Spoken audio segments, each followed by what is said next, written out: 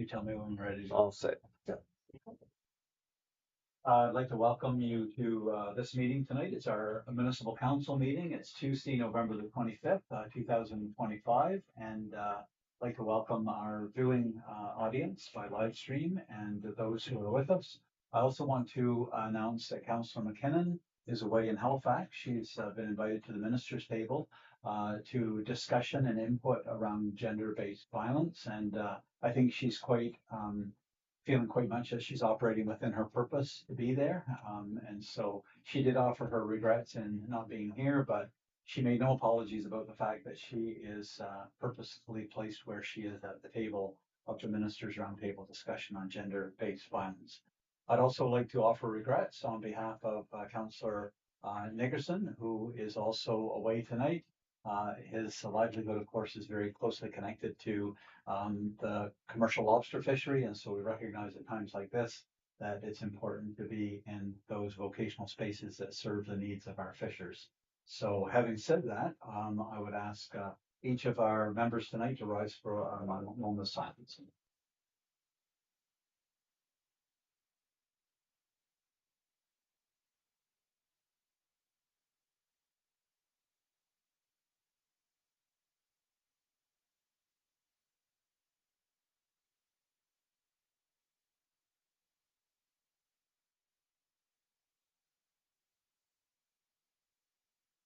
Very much. Just before we begin our meeting, I would like to also announce it is Purple Ribbon Month, and that, of course, is to promote violence against women, I believe. And Juniper House, of course, are circulating their purple ribbons at this time of year to promote the need for safety in domestic relationships. We know in our community that when we've met with the RCMP that domestic violence is quite a longstanding, widespread problem in our community. So it's important to enable people to talk about that and to mitigate these this lack of safety in our community. I'd also like to let you know, anybody that's here, that the meeting is being live streamed on the municipality's website. Anyone present in the gallery, by attending this meeting of council, you are consenting to your image or your voice or your comments being recorded. And anyone who may be invited to speak, who shows up here tonight, needs to know that their voice or their image may be recorded and become part of the live stream. So those who do attend are advised that they may be subject to legal action if their actions result in inappropriate or unacceptable behavior or comments. So having gotten that housekeeping matter out of the way, we'll move on to tonight's agenda. Do we have a mover for the approval of tonight's agenda? Moved by Deputy Warden Bazinet. Do we have a seconder? Seconded by Councillor Al-Jackal. Any further discussion? If not, all in favor signify by saying aye. Aye. Contrary minded, nay. The motion has been carried unanimously. Are there any declarations of conflict of interest at tonight's meeting? Hearing no declarations of conflict of interest, we'll move on to the approval of the minutes of the regular council meeting of October the 28th, 2025. The minutes have been circulated and everyone's had an opportunity to read them. Do we have a mover to approve those minutes? Moved by Councillor Al-Jackal. Do we have a seconder? Seconded by Deputy Warden Bazinet. Any further discussion? Hearing none, all those in favor signify by saying aye. Aye. Contrary minded, nay. That motion has been carried unanimously.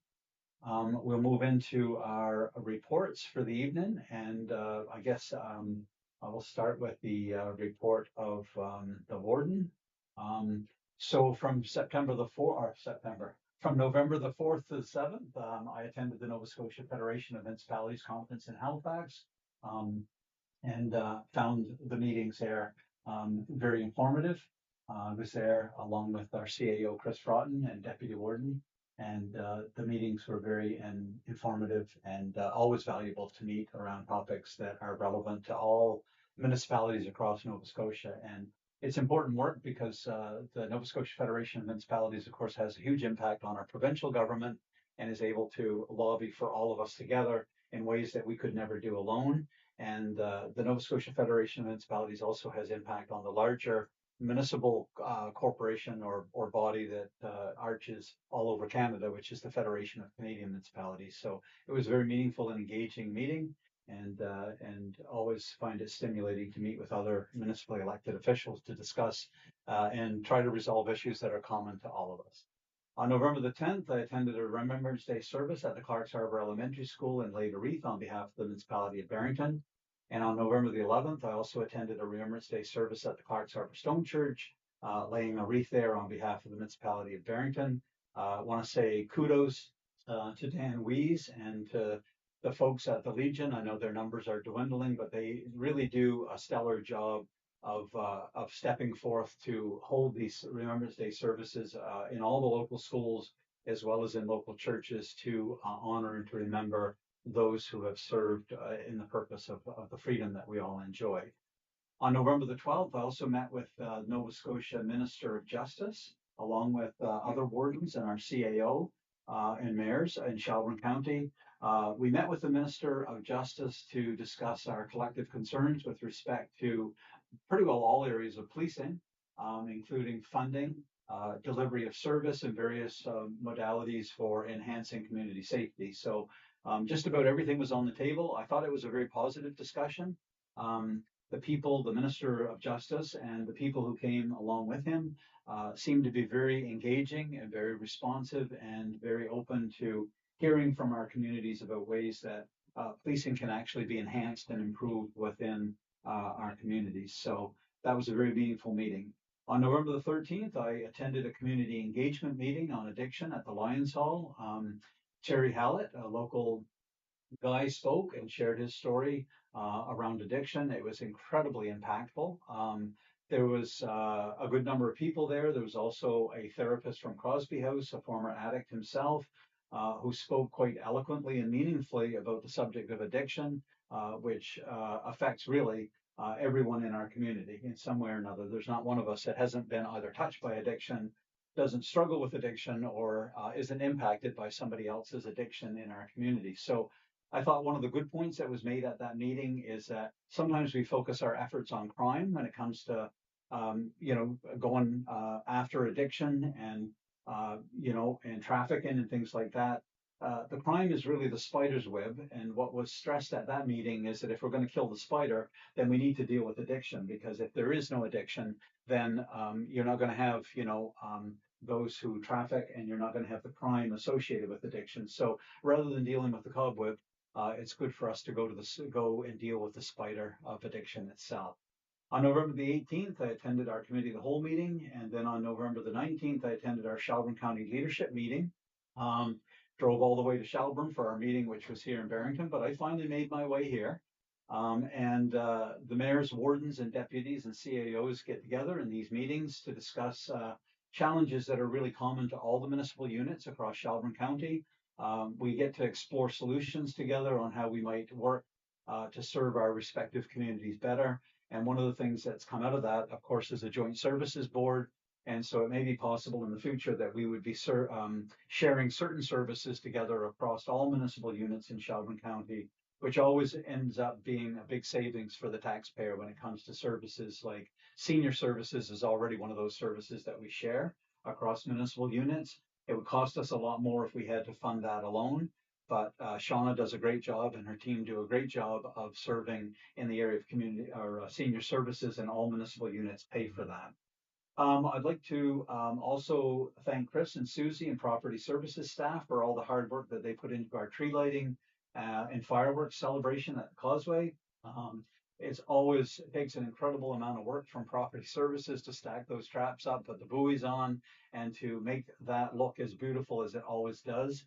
And so thank you to our staff for putting that effort in, and for all the community that gathered on the night when the tree was lit. Thanks to Councillor McKinnon. She stepped up. I had an emergency I had to go to, and she brought greetings to those gathered on behalf of the municipality. I'd also like to thank our local Chamber of Commerce, who will always initiate, organize, and launch our annual Christmas parade that they do through Barrington every year. Even when the weather's too cold and even when the weather's too damp, they are always there to provide this Christmas parade for our community, and it never goes unnoticed. We always appreciate what the Chamber does to initiate that great community event for families to enjoy. Finally, I want to wish all of our lobster fishers and their crews a safe and prosperous season. May God guide and protect our fleet and all of those who work hard on land as well, grading, packing, and seeing that our most precious commodity arrives safely and lucratively to the market. So that's my warden's report for November. Are there any questions about the report? Hearing none, I'll move on to the report of councillors, and I'll start with Councillor Al Jekyll. And if you don't mind, Deputy Warden, could I get you to read the resolutions tonight? I think Councillor McKinnon's down for it, but she's away. Right. Do you have access to that? Okay, yes, I do. I'll start with Councillor Al Jekyll. You give your monthly report. Thank you, Mr. Chair. I did attend all the committee meetings this month, and I just I did attend the service at the early schools for Lena Reef and at the Calvary Church in West Harbor, and they did there. I was impressed every year with the kids, the way they represent themselves in this special occasion, and they've done an awesome job. And I want to wish all our fishermen and women, fishermen and women, that good season and stay safe in the water. And in the same token, I want to send sympathy to the Gorham family and the passing of Paul Gorham, George Gorham father. So my sympathy goes to the family in Woods Harbor. He just done his Paul Gorham. He was one of the founder of Woods Harbor Fire Department. So it was good to know that in our community. That's another loss. And that's all I have. Thank you. Thank you, Councillor Al Jekyll, for your report. Deputy Warden Bezanet, if you want to offer your report, and then you can just segue right into the resolutions if you don't mind. Yeah, and I can click on it. So, okay. All right. So on October 30th, since the last council meeting, I attended the Shelburne County Climate Action Committee, which is a committee that meets regularly to discuss climate-related issues relevant to Shelburne County. On November 3rd, I attended the Climate Resilient Coastal Communities Workshop conducted by the AIM Network, and that is the Atlantic Infrastructure Management Network that is helping the municipality and all of Shelburne County assess the risk to our community related to climate change and develop plans to minimize damage and prepare for the future. From November 4 to November 7, as Warden Hatfield mentioned, I attended the Nova Scotia Federation of Municipalities Fall Conference in Halifax. There's a good representation from Shelburne County, and I appreciated the opportunity to speak more with our Shelburne colleagues about matters of mutual interest and concern. On November 11th, I attended the Remembrance Day ceremony held here at the municipality and participated on behalf of the council in the wreath-laying ceremony. As a veteran myself, I find these events moving and meaningful, and I truly appreciate the level of attention and commitment Canadians demonstrate in respecting the sacrifices of their service members. On November 13th, I attended the Barrington Specific Climate Risk Workshop conducted by the AIM Network here at the municipal offices, along with CAO Froughton, Wayne Hunt, and other members of the Clean Foundation. We reviewed the most recent mapping of flood risk and noted several areas of significant concern for public safety. That work is ongoing. On November 19th, I attended the Shelburne County Leadership Meeting along with Warden Hatfield and CAO Froughton, where matters of countywide concern were discussed. On November 20th, I attended Nova Scotia Federation Municipalities Equity and Wellbeing Committee meeting, which at the moment is working on petitioning the province to not only provide adequate funding for our libraries, but increase the funding through a revised formula, given the vital role libraries play in our communities. And then earlier today, we met with Councillor Al Jekyll and CAO Front, and I met with the new Minister of Municipal Affairs, along with my not along with my council colleagues, and discuss some issues that are of concern to the municipality: roads, speeding issues, getting signage posted for speed limits, causeway concerns in the future, etc. I also attended both meetings of the Committee of the Whole this month. And I think that's a wrap. That's it. All right. And then, let's see. We go. From the Committee of the Whole meeting, November 18th. It is recommended to Council to approve and authorize the Warden and Chief Administrative Officer to execute the 2025-2030 Western Regional Enterprise Network intermunicipal agreement on behalf of the municipality. Do we have a mover for this motion? Moved by Councilor Jekyll. We have a seconder. Second. Seconded by Deputy Warden Bezené. Any discussion on this motion? Hearing none. All those in favor signify by saying aye. Aye. Contrary minded, nay. The motion is carried unanimously. It is recommended to Council to approve the draft 2025-2028 accessibility plan as presented. Do we have a mover for this motion? So moved. It's moved by Deputy Warden Bezené. Do we have a seconder? Seconded by Councilor Jekyll. And for our viewing audience, this is just has to do with our accessibility plan. The municipality has taken leaps and bounds, I think, to try to make our facilities and our entire municipality really more accessible to those who may have accessibility challenges. And it's been quite an eye-opening committee actually to work on this and bring people together.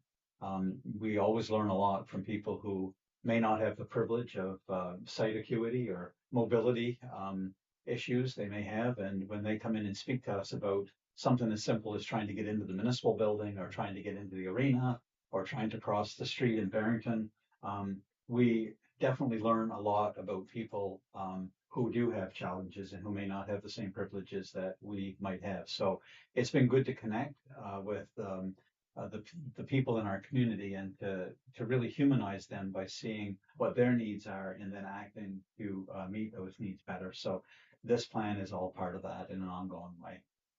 With any further discussion on this motion? Hearing none, all those in favor signify by saying aye.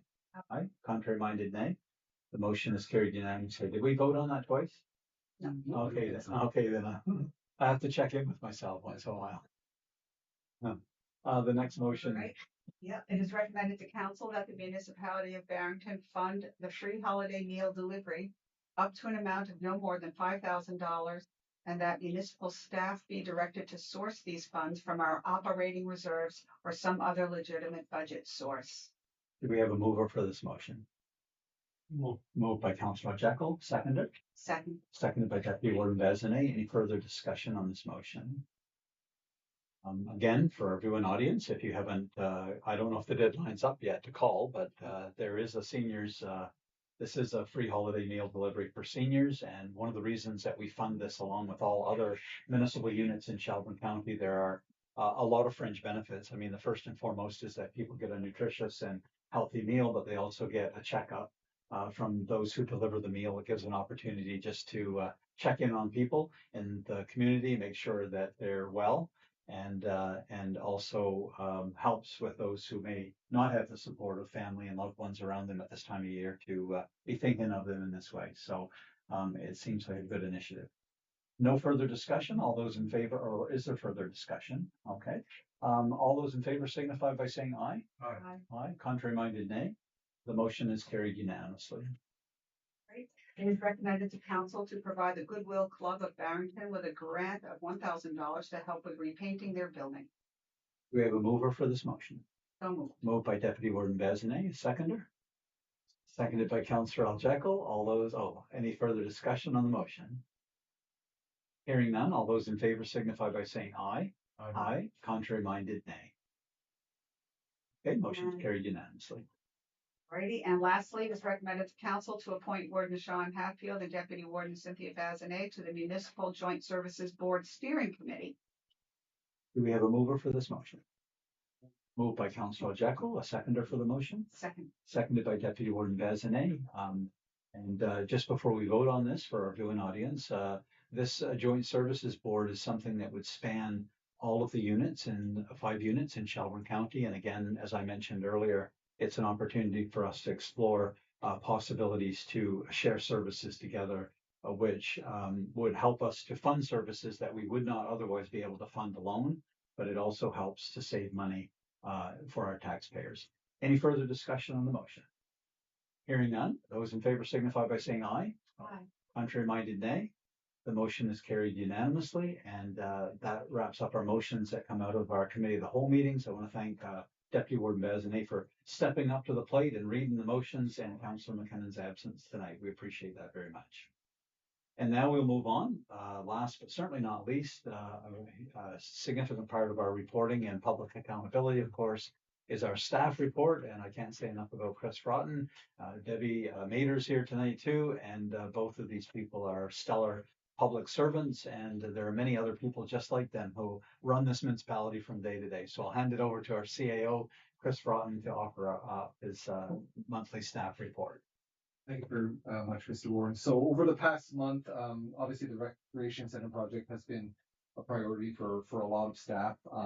Asphalt and concrete work was completed, which was exciting. So the kind of the site is starting to take shape, and you know, as we move closer to nearing completion, the canopy that's on top of kind of the entrance area is getting fabricated and will start being installed soon. And then flooring and ceiling installations have begun inside of the building. So we're nearing completion, which is exciting. We're aiming to potentially begin moving in mid-December, and then we're looking to have more of a public opening in early January, so more just informal kind of access to the building. And then after that, we don't want to call it an open house, but that's sort of what it is. And the public will be able to explore the building and sort of see what's in there and use it informally. And then we'll start regular bookings and scheduled activities after that. And we're planning for a grand opening sometimes towards the end of January or early February. So it's getting there. We have discussed, or you've discussed, a fundraising campaign to help with the cost of the fixtures, furnishings, and equipment of the building. Through the connection made by Warden Hatfield, we were able to engage BNP Inspire, which is a firm that does this, you know, every day, helping municipalities in small towns and municipalities like ours fundraise for larger capital projects. They have a lot of fantastic examples, which I hope we can achieve of in New Brunswick and other parts of Nova Scotia that have been very successful in helping contribute to projects such as this one, but even for future projects. So they'll be presenting to you in December because they obviously can explain it much better than I can, but it is exciting, and hopefully we'll be able to see some positive results from that. Finally, through a lot of discussion internally, we've been trying to give clarity to that entire complex because we have varying facilities on Sherrose Island, which we've kind of named the recreation complex, which includes the curling rink, the baseball field, the tennis courts, the recreation center, the arena, the swimming pool, etc. Then we have now this new facility, which encompasses the swimming pool, the arena, and the rec center, which is a combined building. And we have the recreation center, which we used to have. So sometimes it can get a little confusing, and through a lot of discussion, what we're going to do, and things don't happen overnight. And we realize you could call the landfill a bunch of different names, and some people still call it the dump because that's what they're used to, right? So we're not looking to change, the history of that area or that facility, but it does need to be it does need to be named something to be able to point to it. So what we're looking to do is from now on refer to the facility that includes the recreation center, Senator Wickens Memorial Arena, and the swimming pool as the Recplex, because that we felt was the best term to encompass a multi-purpose recreational facility. You do see it kind of used throughout, the recreation world.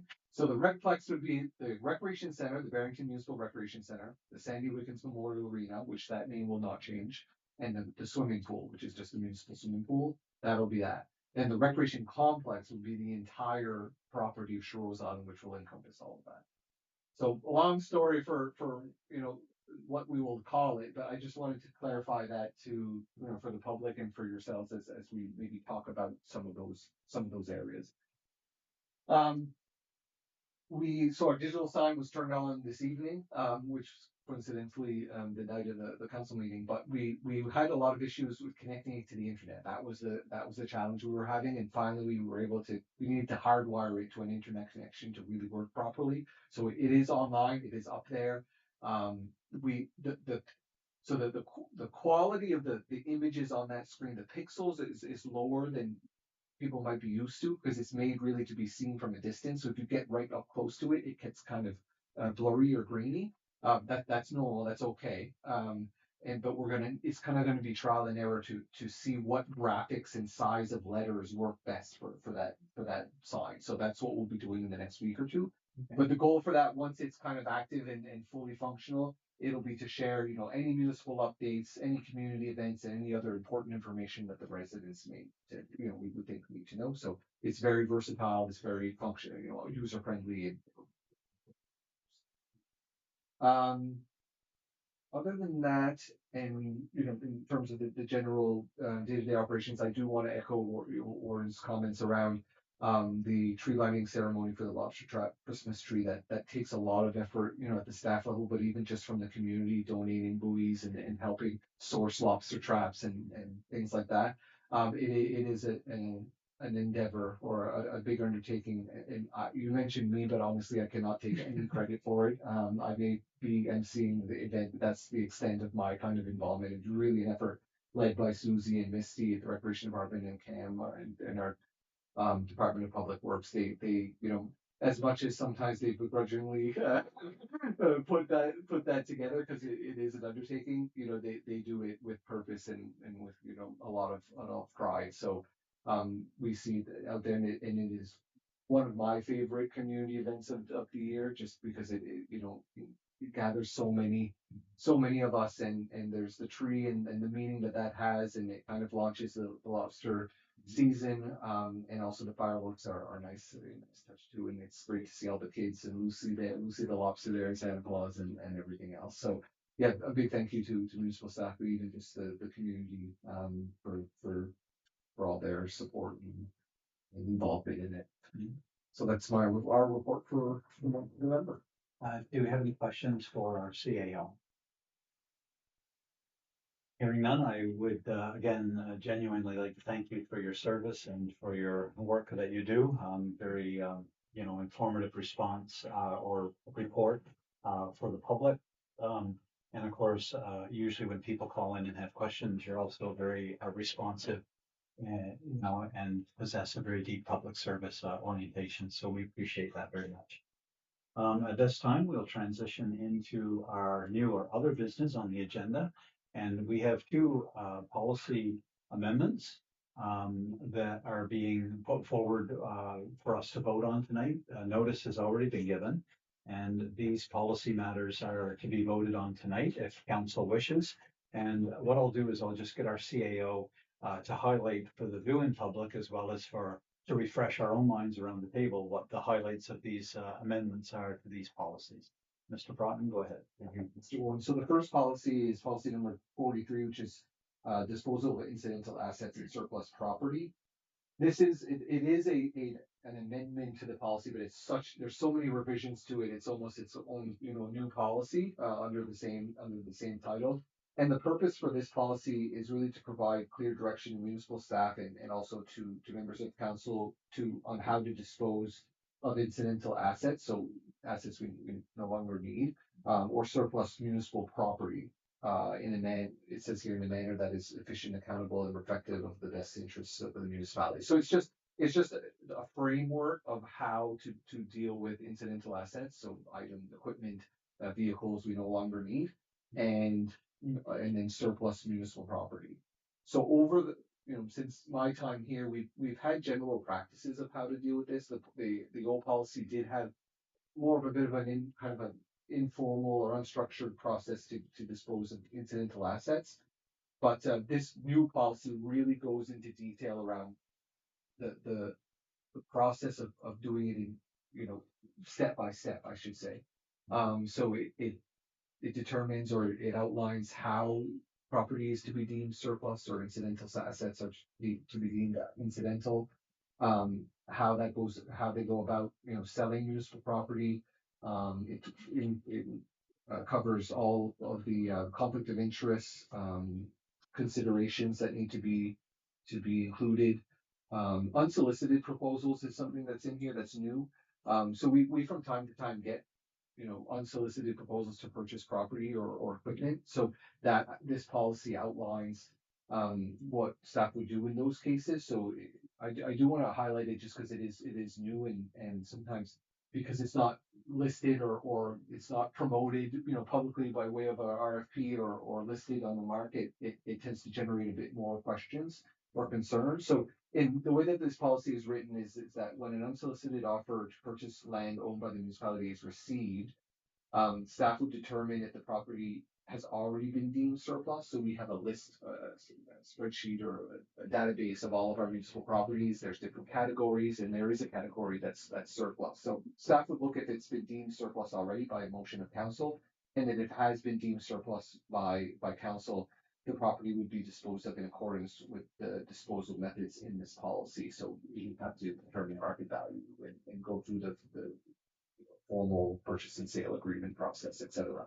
If a property hasn't been deemed surplus by motion of council, then the request would be presented to council, and then you would determine if the property is surplus to the municipality, and then if it's deemed surplus, the staff would take it from there and again dispose of the property using the appropriate method. So it's good because it just formalizes that and says, if it's already deemed surplus, staff can move ahead with that transaction. If it hasn't been deemed surplus, it has to come to you.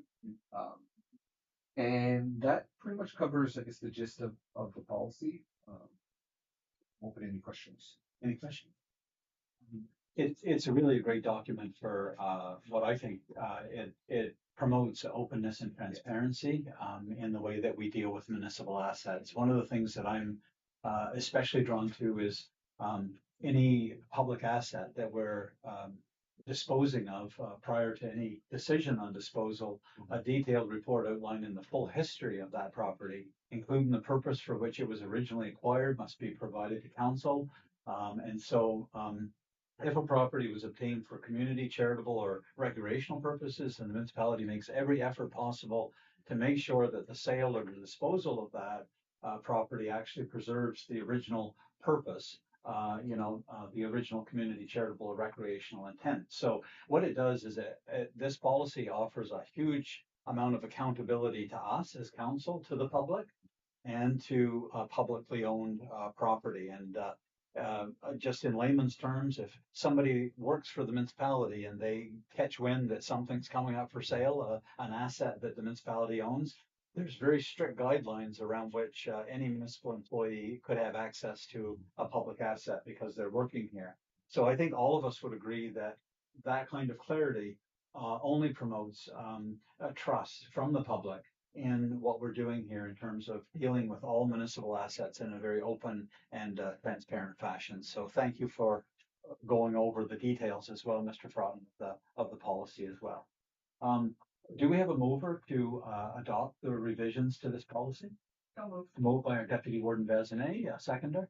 Seconded by Councillor Al Jekyll. Any further discussion on this motion? Hearing none, all those in favor signify by saying aye. Aye. Contrary minded, nay. The motion has been carried unanimously.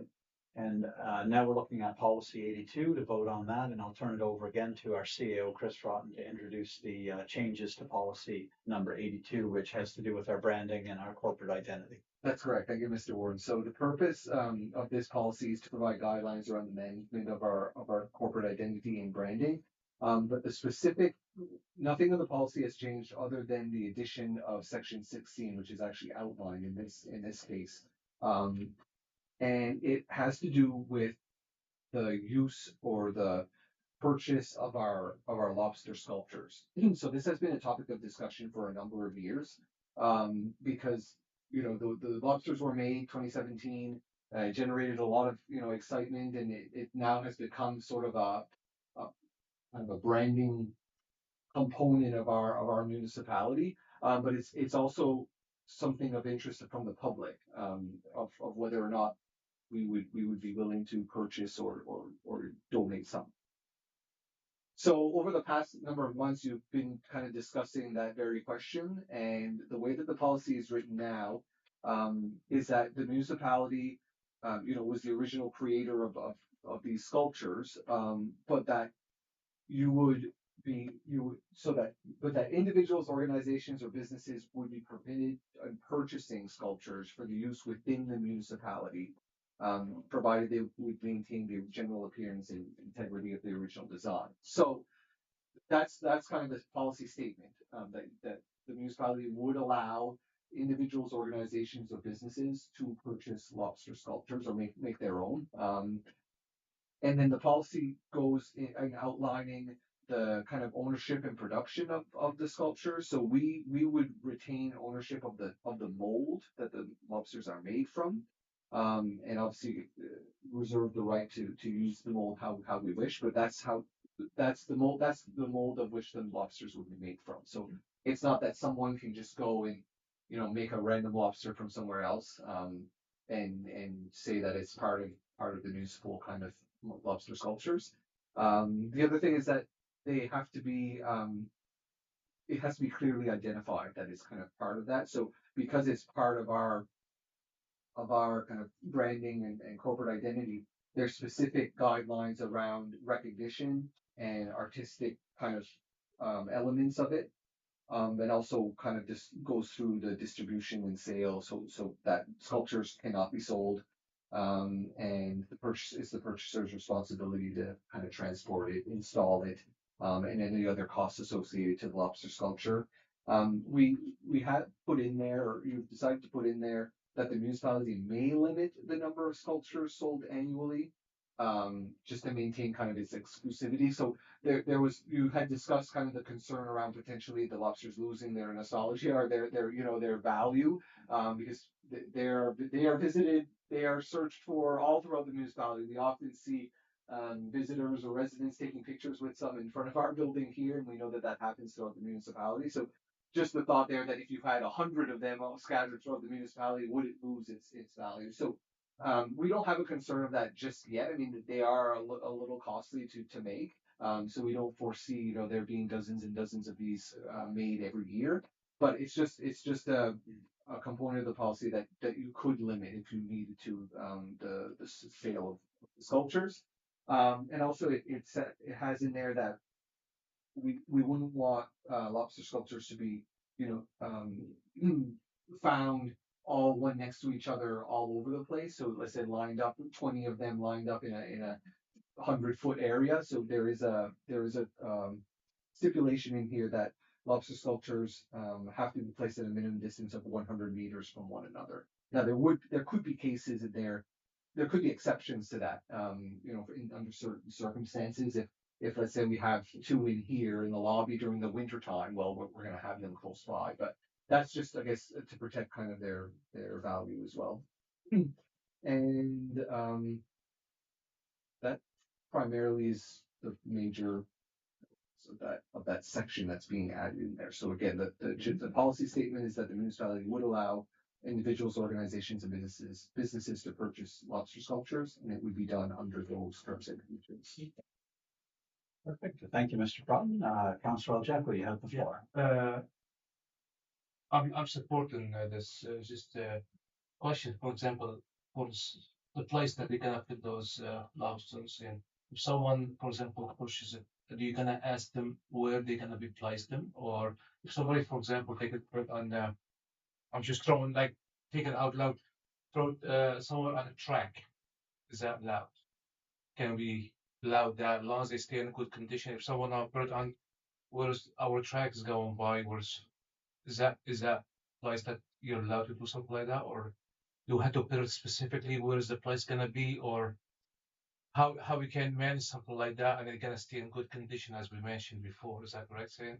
Yes, yeah. So that's correct. So we reserve the right, in any circumstance, to approve or deny a request to purchase a sculpture. So the location of that sculpture would be factored into the decision whether or not to accept a request. But there are specific artistic guidelines in the policy. So a buyer has to be responsible for having their sculpture painted, and it has to be artwork that's appropriate and doesn't promote, hate discrimination or illegal activity. So we would be we would be monitoring all of that and overseeing it, and then we would enforce any non-compliance of the policy that would need be. So we could take back a lobster if need be. So location isn't explicitly, yeah. That's what I was gonna say. So you think we Explicitly- should add it? Well, Uh, you yeah, can think if you that like. It Cover does, us because I don't want someone take that, put it somewhere that's, I don't know. I mean, you know where I'm coming from? I mean, just I like to see that it's put somewhere that people will enjoy it, people will Yeah. recognize. I don't want to see them somewhere and nobody can see them. You know what I mean? yeah, so the policy, the way it's written now is for use within the municipality. So it's within, as long as it's within the boundaries of the municipality, they could put it wherever they would want to. Some individuals may purchase this for, their own private, use that they just wanted at their property, or it might be more of a tourism kind of, purpose that they want it for.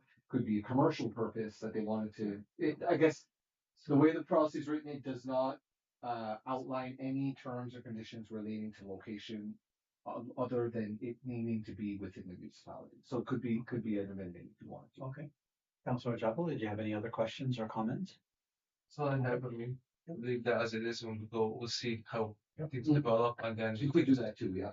Well, I had myself down to speak to it as well. I guess the motion's not on the floor yet, but to Councillor Jackal's point, I think it's a good one. Where I go with it is not so much that they may end up being placed in obscurity in an obscure location where nobody might enjoy them, but I'm thinking, okay, suppose somebody bought a lobster and they lived on a corner, like a really sharp corner. Mhm. We know that they're automatically something that people are drawn to get their picture, or to slow down or to stop and visit. So I'm thinking more from the safety angle. Like, for example, if somebody lived on a sharp corner in Doctor's Cove and they wanted to purchase a lobster, and we don't have anything in our policy saying, we have any jurisdiction over where it's placed, and, people are stopping, to get a picture taken with their children or whatever.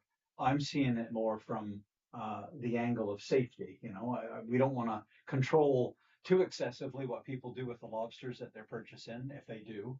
But at the same time, if they're purchasing a municipal lobster, I think we would all feel pretty crummy if for some reason somebody got rear-ended or, was trying to get off the road on a checkerboard corner or something like that to get a touristy picture taken of one of our lobsters. So I guess with that in mind, if we were going to amend it, we would need to send it back to committee, would we not, to make those amendments, or is that something?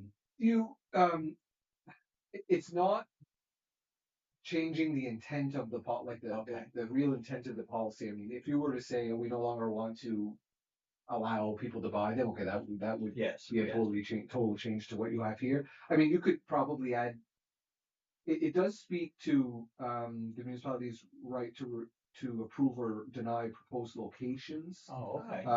That covers it. Based on community planning, budget, or public display considerations. It's not as direct as maybe what you and Councilor Jackal are talking about around like safety or even just that be a criteria of approval. Okay. But it does speak to that a little bit. So I guess, long story short, if you wanted to add wording around location, I don't think you would have to refer it back to committee to make those I changes. think it would be a good idea. Okay. My feeling on it, I'm not sure how. I think it would be a good idea to let the staff make that decision too. I mean, I don't want to come back to. I mean, So if you make a motion that we add something to the placement, the Yeah. location placement, Yeah. and use a word like, that it wouldn't be placed in obscurity or in an unsafe place. Mhm. Like, would somebody be willing to make that a motion as an amendment to the policy?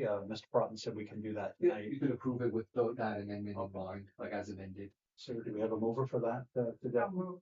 Moved by Deputy Warden Besley. So what we're doing, to be clear, is taking your suggestion that it just be added to the document that they not be placed in an obscure location or that they would not be placed in an unsafe location. So do we have a seconder for that motion? Seconded by Councillor Jackal. Thank you. Any further discussion on the motion? Hearing no discussion, all those in favor signify by saying aye. Aye. Contrary minded, nay. Okay, so that's an amendment to the motion to approve the policy. And so that's been inculcated within the policy then, effective because this is council. Yep. We have the authority to amend it on the spot. Is there any further questions or discussion about the draft policy? Hearing none, do we have a mover to accept this policy as it's been presented to us? Amended.